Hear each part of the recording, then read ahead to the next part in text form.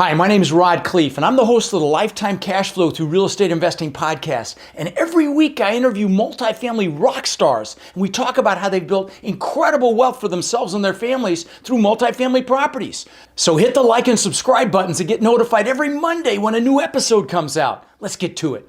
Welcome back to Multifamily Rock Stars. So as you know, this is where we interview people that are just flat out crushing it in this business. And we show you guys the inside scoop into how multifamily investors are creating massive success in their businesses and in their lives. And as always, I've got my co-host, who's the director of our massive action team for my Warrior Mentorship Group, Mark Nagy, on the call. Mark, what's up, buddy?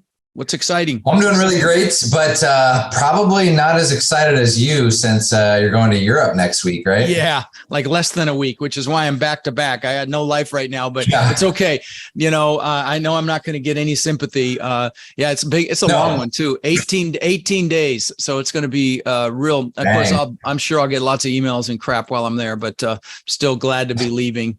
It's kind of cool. We're going to Stockholm, and I don't know if you know, there's this ship there, museum, where it's like a pirate ship, but it sank within 18 minutes of launch, like, I don't know, 200 years ago. It's got 2 rows of cannons, and because the water is brackish, it's perfectly preserved, and it's the coolest museum ever because they pulled it out of the water, I don't know, about 30 years ago, and they've been restoring it, and it's called Vasa. So if you're listening and you want to check it out, check out Vasa, Vassa Museum in Stockholm. I saw it years ago, and I'm really excited to show it to Tiffy because it's just, really cool. But anyway, we have an awesome show for you today. I'm excited about today's interview because it's a friend, lives here locally, been in the Warrior program since 2019, I think. And his name's Rob Williams, and Rob's been involved in 850 multifamily units now. But he's really killing it in self-storage as well. And I know he's done a lot of that with another Warrior. He's been in 100,000 square feet of storage. And I know they've got other stuff under contract. But what's really awesome is he actually left his W-2, the end of last year because of the success that he's had in our program and the people he's met in our program. And so it's really a real treat to see just how successful you've been here, brother. And I'm just so pleased to have you on the show. So welcome to our show, Rob. Thanks, Rod. It's great to see you. Thank you. So why don't you just take a second? I believe, I know you retired. Well, tell your story. I don't want to tell your story. You tell a little bit about, your transition from what you did before, maybe, what little real estate maybe you did before you joined our program, because I think you did some single family stuff, and just how it all transpired. If you could just give us a little rundown. Sure. So I spent 28 years in corporate retail, in retail management. And, along the way, just kind of always had in the back of my mind, wanted to do some real estate investing. My mom was in real estate sales. And I always, kind of had an interest in what she was doing, but not necessarily wanted to be a realtor. And when we moved to Florida, I met a couple of people who owned several single family properties. And I kind of asked them a lot of questions and realized that's, the ownership portion is where I wanted, really where I wanted to be. So that kind of led to the start in the single family, do single family, and then just kind of added to that as we went. Really how I got started in real estate. Okay. And so I think we initially met at a Tampa meetup. Is that right? Can you talk about that progression? That's correct. So I was driving a lot of hours for my W-2, generally spending between 5 and 6 hours a day in the vehicle. So a lot of that time when I wasn't on the phone was listening to podcasts. And you spend that much time listening to a lot of podcasts. And since, I was digging through the real estate and came across your podcast and really liked it, started listening to it a lot. Listened to it for quite a while and never, for some reason, never heard or didn't hear you say that you lived in the area. And then one day I got an email about a meetup coming up and you were going to be the guest speaker. So well, I definitely have to go to that, see who this person is that I've been listening to all this time. And you were there, you gave a nice talk about your background and, how you got started, everything you've gone through in your progression in real estate and what led you to multifamily all the benefits of multifamily. And you mentioned your boot camp that you had coming up. And unfortunately, at the time, I already had a vacation booked during that time. We were going to be out of the country. And so I made sure that I kept listening so I knew when the next boot camp was coming up, and that happened to be Atlanta. And that's what drove me to Atlanta. No kidding. Wow. And the rest is history. Well, it's interesting. That Atlanta boot camp was my third boot camp ever. That was the third one I ever did. I'm fairly certain I've got that trajectory right, because I did 2 in Tampa and then I did Atlanta. But anyway, well, listen, wow, you've accomplished a lot since then, my friend. I had no idea. I lose track about, the success of our students, because it just can't keep up. Because, like we have these little pop-ups at my these pop-up banners at our events, and we'll say, okay, so this is, so-and-so, and they have 500 units, and we're having to scratch out with a marker and say, okay, they're up to 1,200 now. And you'll see scratches out 2 or 3 times because it's moving so fast. And it's just so freaking rewarding for me to see it. I was saying, I think our Warriors are really pushing 80 to 90,000 units owned now. And I've only been teaching for maybe 5 years. And I'm just so freaking proud of that. And so it's such a treat to see you, especially because I know what a great guy you are, and to see just how successful you've been, my friend. Really proud of you, man. Well, thank you. You should be proud of it. You've put together, a really great program and a really great thing that has really brought a lot of people together that would have never met. No way. Yeah. A lot of these people would never met otherwise. Yeah. Thank you, bud. Thanks. I wanted to dive right into leaving your W-2, Rob, because that's awesome. Congratulations on that. I know a lot of people always ask, oh, I see door count. How does that relate to cash flow? How does that relate to money? Obviously, you've left your job. When you first got into multifamily, was leaving your job, was that the most important goal? Was that kind of the first thing you wanted to do? Did that just come along later? What was your goal there? Well, it wasn't necessarily the goal. The real goal was at first was getting some passive income was the initial first goal. Mm-hmm. And at that point, then I wanted to build it, cover all of our expenses. If I could cover all of our expenses through our real estate investing, then I knew, then I had the freedom to decide what else I wanted to do. The leaving the W-2 really came from having that done, picking up enough passive income and then picking up some active income where all the expenses were covered, and I was getting closer and closer to replacing that income. At that point, then I knew, it was entirely, timeline was up to me at that point. And as you started to make that progress, did the finish line, did it move at all? Did you think, okay, I need to make the exact same amount of income. I need to make less than my job. I need to make more than my job in passive income. How did that change, or did it stay the same over that period? No, the fortunate enough, I didn't have to make exactly, the same as what my W-2 was. But the timeline really moved up in my ability to leave the W-2. I ended up leaving about the same time that I had planned, several years ago. But the ability to leave came much earlier. Nice. So let me ask you, in these all these doors and units and storage that you've done, have you partnered with other Warriors in these deals? Yes. And actually all the deals except for one were with other Warriors. And anything, I will say never, but I mean, pretty much any of the deals I have going forward will be with other Warriors. It's nice to have that, that network that you can draw from, and you've got people that have different strengths, and other people that have a good background and have, good experience and education, that if you want to bounce something off somebody, if you're not sure about something, you don't really have to question whether or not they know what they're talking about. Yeah. Well, you get to know them, so you kind of really know who they are as well. Right. So let me ask you this, with this business is a team sport, that I talk about it ad nauseum, but, in your, relationships that you've built with Warriors and all these deals you've taken down, what hat have you worn, or have you worn multiple hats, as it relates to the team dynamic? And I've ended up wearing multiple hats in different deals, in many hats in a couple deals, but mostly in investor relations and asset management.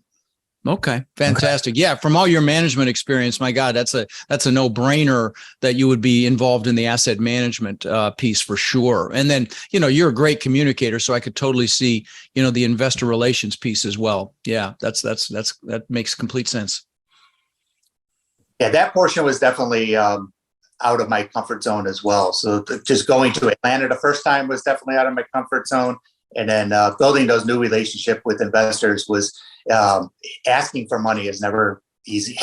Yeah, but you're such a nice guy though, and you're a great communicator, and you've managed lots of people in your retail experience. So, I realize it's not your superpower, but it's such a natural. I mean, I could totally see how you could be so great at it because you're so genuine. And you guys, those of you listening, there's multiple hats you wear in this business. You could be you could help raise money. You can't just raise money. You do have to do other things, but you can raise the money. You could do the asset management if you've got project management, management experience of any kind, construction experience. Definitely a need for that. If you're super analytical and you love spreadsheets, you can be involved in the underwriting. So there's just so many hats you can wear. If you're super outgoing, like me, you can be the mouthpiece and you're building relationships with brokers and investors and so on and so forth. But I'm so impressed as well that you stepped outside of comfort, because guys, you hear me say it time and time again, that magnificent life of your dreams is just on the other side of comfort. So, really impressed, brother. Out of curiosity, Rob, why did you decide to partner mostly with warriors instead of, maybe people outside of the group in the network? I think part of it is because we really get a chance to know each other. Going to Rod's boot camps, one of the key benefits of that is the networking, and you really get the face time with people. It's doing things over Zoom or on the phone are great, but there's nothing like sitting down with somebody and having that face-to-face contact. And you went to subsequent boot camps after Atlanta, didn't you? Yes, I think I've only missed one since then. Wow. So, and I will tell you guys, those of you listening, that is extremely common comment in my super successful warriors, because this business is your net worth. Okay. Your network, is your net worth, and who you hang out with and who you associate with. And my most successful warriors are the ones, not only the ones that are most connected in the warrior group, but the ones that go to these boot camps and just network like crazy. And that's absolutely a recipe for success in this business. By the way, if you want to apply to the Warrior program, just text the word crush to 72345. That's crush to 72345. And we'll set up a call and we'll look you over. You'll look us over. And if it's a fit, we'd love to have you. And even if it's not a fit, you'll absolutely leave that call better than when you first got into it. So, definitely, apply if you have an interest. I'm going to say this as well. Opportunity is freaking coming. It's already here, actually, but it's going to even be more coming. And, it could be the greatest transfer of wealth we see in our lifetime coming. And, but you got to be up to speed. If you're trying to learn this business, before, while we're in the thick of it, it's going to be too late. And let me mention this. If I didn't do it on the intro here in the podcast, I've got a boot camp coming up, a virtual boot camp, 2 days, not a live one, but we have a mechanism so you can meet other warrior or other people in the group that attend the boot camp as well. But I don't care if you learn from me, but you need to get up to speed right away. And if you, the boot camp right now is like $97. So it's, and I don't sell anything there. It's virtual 2-day boot camp. So it's kind of a no-brainer if multifamily is what you're interested in. Now, if it's not, go figure out what your vehicle is going to be to capitalize on what's coming. If it's single family, if it's other asset classes and real estate, whatever it is, learn it right now. Don't wait, because incredible opportunity is coming, and I just don't want to see you miss it. So there you go. Agreed. Actually, yeah, I just got off the phone call with a property manager yesterday. They're in Florida, manages all of Jacksonville and Orlando, and he's seeing rents are cooling down. And when rents cool down, what does that mean for like mom and pop owners and things like that? Well, they might want to get out of the market, retire. There's going to be motivated sellers for these fears because it's not going to be a super hot market going forward. So it's definitely happening already. But On that topic, I know, Rob, we talk about single family versus multifamily a lot, but not necessarily self-storage. You've obviously done some. What are some of the pros and cons of multifamily versus self-storage, at least that you've seen in your experience for people that may be interested in thinking about doing both or one or the other? Yeah. Well, the nice part is that the financial end is very similar. So, the numbers basically work the same. Someone renting space from you. So, I mean, when it comes down to the numbers, they really end up being the same. The asset management portion is a little bit different. A big portion is the property itself. Obviously, there's a lot less. You don't have refrigerators, you don't have toilets, you don't have all that portion, and the eviction is a lot easier than. And I think we kind of learned that in COVID.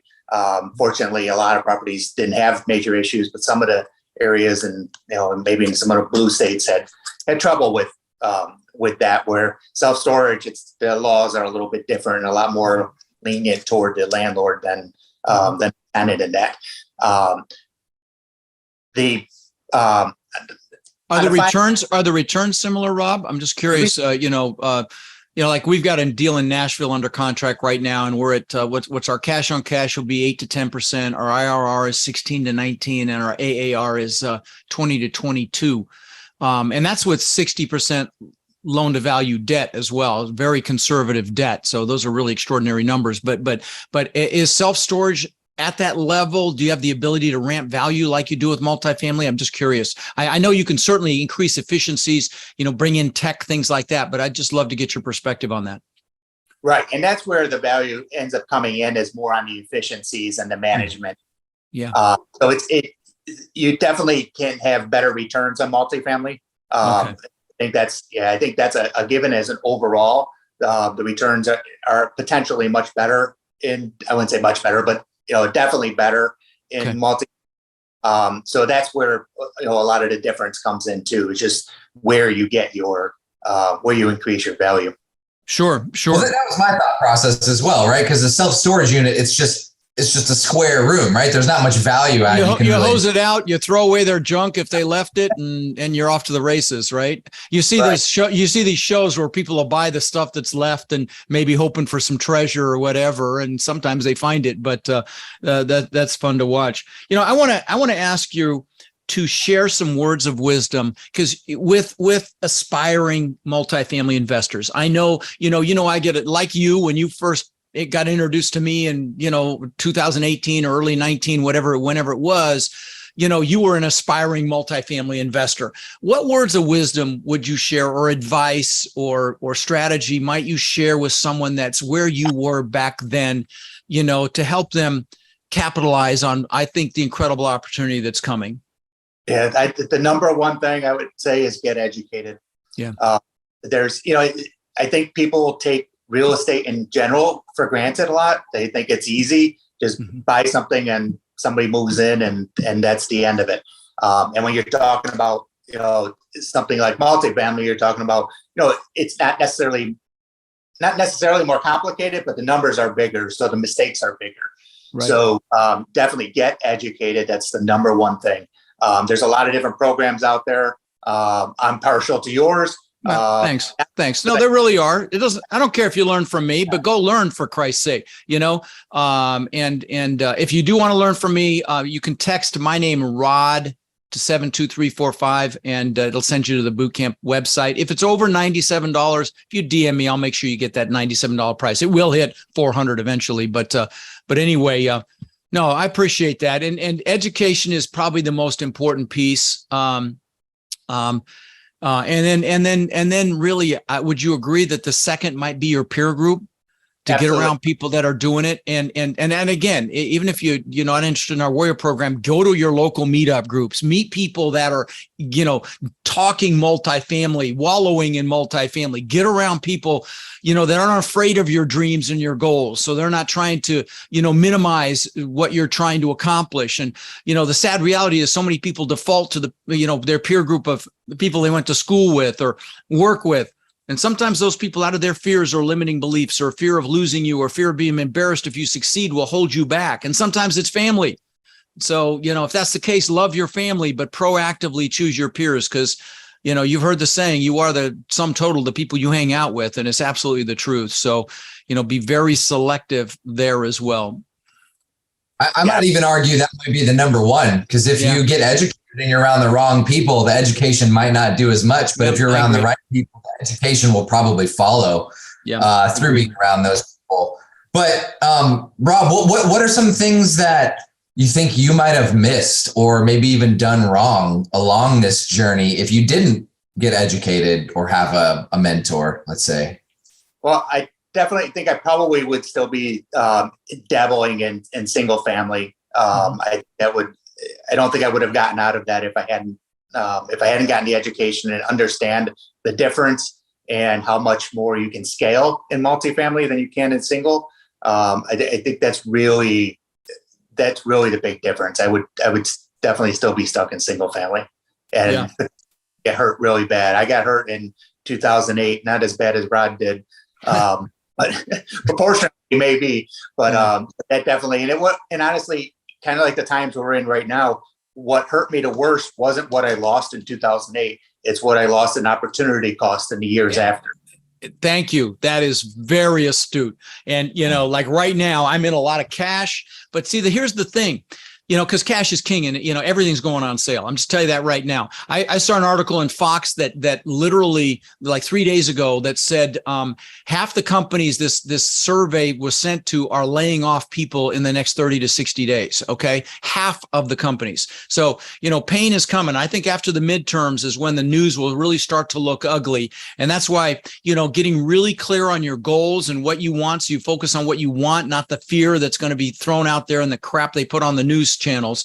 Just really be careful with that. Pay attention to that. Stand guard at the door to your mind. So you're only bringing in the good stuff, not the negative stuff, because there'll be a lot of negative stuff coming. I think they're mitigating it now until the election, but after that, I think it's going to, the news is going to paint it to be really ugly, like they did in 2009. Oh, real estate will be terrible for 10 years. Well, it wasn't. Okay. And, multifamily rents literally exceeded pre-crash levels in less than 3 years of the big crash in 2009. And so, I'll give a few, by the way. This is today's August 25th. So I don't know when this is going to come out, but Google this, listeners. 3 companies that this big company has already happened to: Redfin, huge layoffs; Compass, the real estate company; Geico. Geico actually just completely left California altogether, all their offices, all their employees. So huge companies are cutting back already because they know what's going to happen and what's going to come. So go Google it if you don't believe us. Go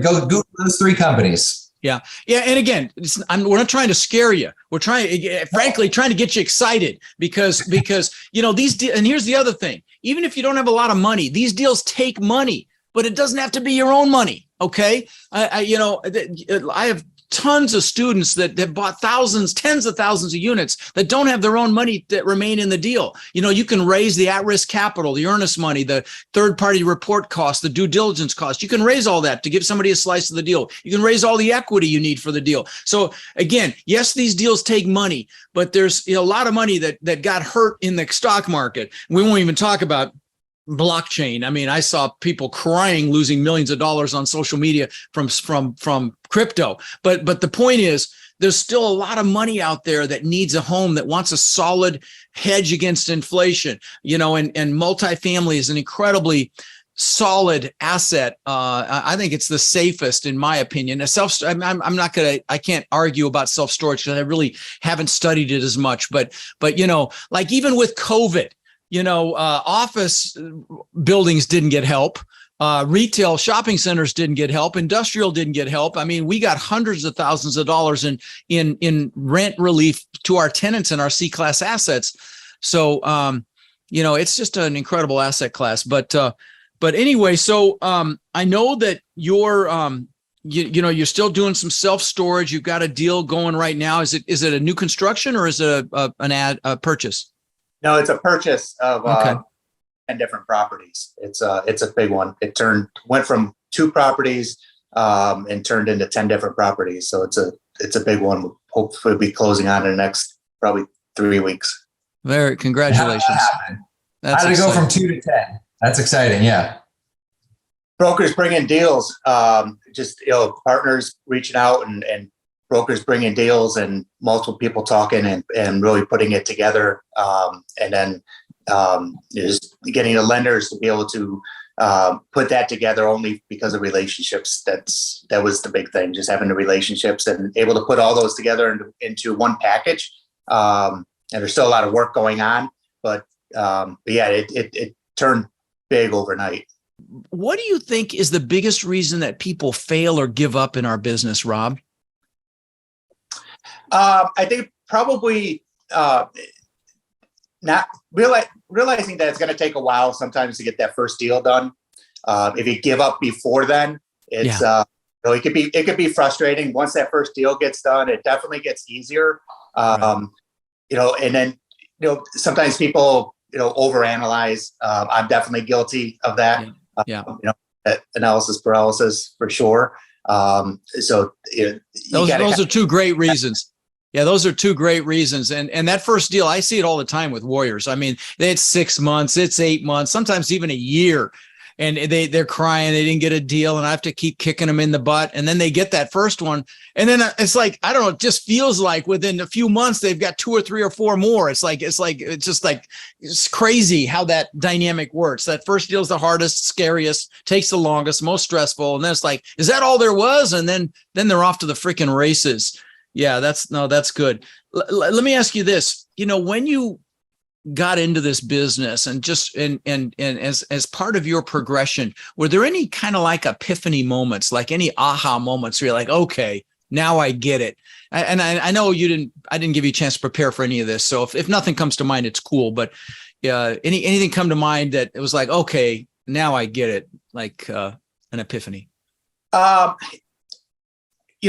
would say there was a couple of moments, but the biggest one was at one of the recent Warrior meetups, talking to a number of the other Warriors, and realized I thought I was way behind. I honestly thought I was not doing well. I didn't think that really. You see everybody, the people who do huge deals, of course, are all shouting from the mountaintop, right? Right. So, right.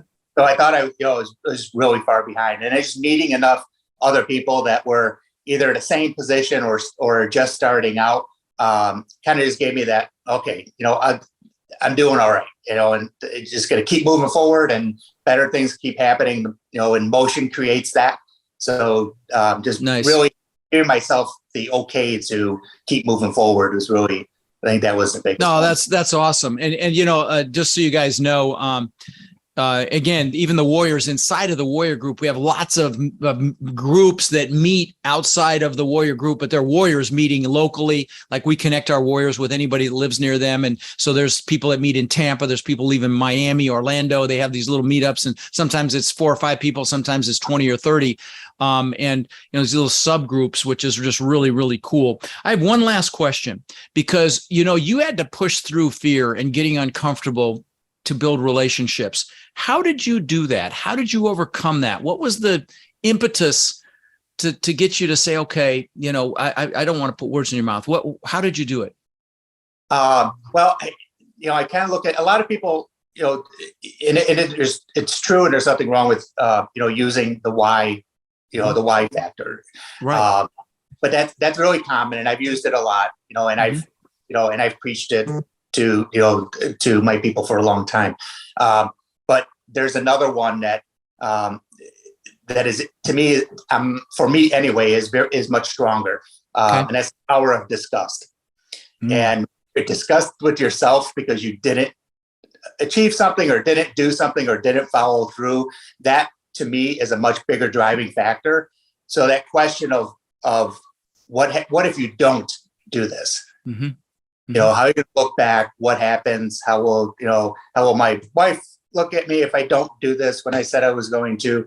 That to me was much more powerful, and that's what pushed me through. That's really insightful. And I tell the story about going from $1 million house and a Rolls Royce to having to paint a house to make enough money to eat. My mom bringing me groceries because she was worried about me. and having a meltdown, just being disgusted with myself as well. So that is awesome. People will do more to avoid pain than gain pleasure. So whatever, and when I do my goal setting, we incorporate both, because both of them are drivers. What's your why, but what don't you want? You don't want to fail your kids. You don't want to fail your spouse. You don't want to, be a failure or have a life of regret, so on and so forth. Really good answer, brother. Well, listen, my friend, it is super, super great to see you. I really appreciate you coming on and sharing some wisdom and spending some time with us today, buddy. And I hope I see you, in person again real soon. My pleasure. Thanks. Appreciate the time. Yep. Thanks, All Rob. right. All right, Mark. Thanks. Rod, I know a lot of our listeners are wanting to take their multifamily investing business to the next level. Now, I know you've been hard at work helping our Warrior students do just that using our ACT methodology, which is awareness, close, and transform. Can you explain to the listeners how they can get our help? You bet. Guys, we've been going nonstop for 3 years, building an amazing community of like-minded people. And our coaching students, which we call our warriors, have had extraordinary results. They've purchased thousands and thousands of units. And last year, we did over 1,000 units with our students. And we're looking to grow this group and take it to the next level. We're looking for people who want to follow a proven framework that's really step by step, and then leverage our systems and network to raise equity, to find and close deals, and to build partnerships nationwide. Now, our warrior community is finding success in any market cycle. So if you're interested in finding out more about how you can become more of our incredible network and take advantage of the incredible opportunities that are coming very soon, apply to work with us at mentorwithrod.com or text the word crush to 72345, and we'll set up a call so you can check us out and we can check you out. Again, to apply, text crush to 72345.